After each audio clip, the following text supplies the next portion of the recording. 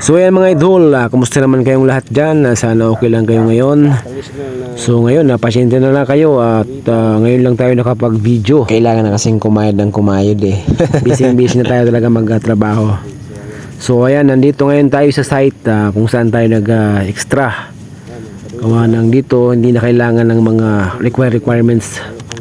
So ngayon nakipag-extra muna tayo. Ayan nga, merong nagaganap na ritual. So alam nyo na ang ganyang ritual sa isang bagong itatayong mga buildings or ano pa man. Bali nga dalawang manok yan na malalaki. So kulay puti nga yan at alam nyo na nagpapadugo sila sa butas kung saan itatayo yung poste ng bidding. So ayan, ang ginagawa nga natin dyan, iniiwasan natin na makita yung dugo kasi alam nyo na mahirap na baka madali tayo ni Mita. So ayan, hinintay natin na matapos ang kanilang ritual. Medyo natagalan nga lang sa pagpapadugo gawa ng ang tagal niyang mamatay. So bali isa pa lang ang kanilang napapadugo. Bali yung isa ay nandun sa gilid, so hindi na natin pinakita gawa ng medyo matagal nga talaga. Bali nga ako na rin na naglinis at nag-chop.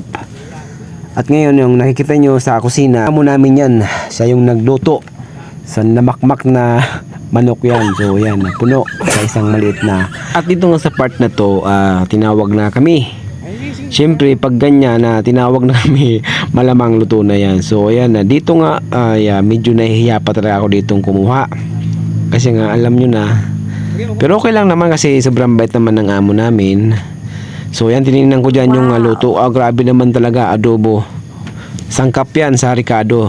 So yan, tinikman ng aming master. Grabe, shout out sa'yo master dyan. So yan, naghahanap nga tayo dyan ng mapaglagyan para sa ulam. So ayan, yung nakita ko nga yung maliit na kaldero dyan at may konting laman na kanin. So siyempre, pwede naman paglagyan ng ulam. Tinanggal ko na dyan yung laman na kanin. So yun, nakala ko nga si master na magtatanggal ng kanin. So ayan, pinabay na sa akin kasi alam nyo na, ubos. So ayan, kung makikita nga sa video, ako na ang gumawa ng paraan. Ako na nagtanggal ng kanin at saka nilinisan na nga ang kaldero na paglalagyan ng ulam. Habang tinatanggal ko nga yung kanin, si master naman ay pasimpleng lampot ng or nagtikim ng adobong manok. So ayan, grabe, napatingin pa sa ating camera. So ayan, kung makikita sa video, ako na ang gagawa. So ayan, si master nanguya pa. Pero sa part na yan, talagang nahihiya talaga akong kumuha dyan gawa ng yung amo namin nasa likod lang nakain din.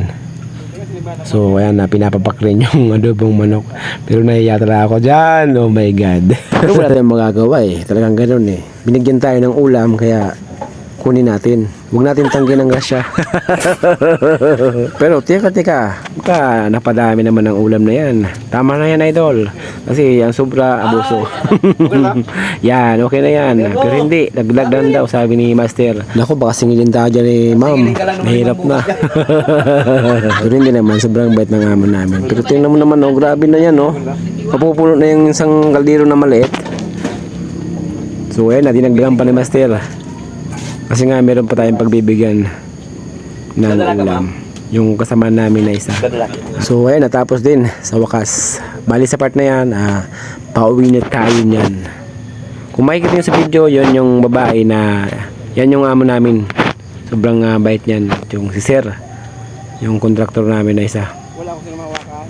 Pareho silang mabait. So ayan, grabe ang ganda ng aming ginagawa dyan. Pero ayan, thank you sa ulam, sa masarap na ulam namin ngayong gabi. Sa bahay na tayo.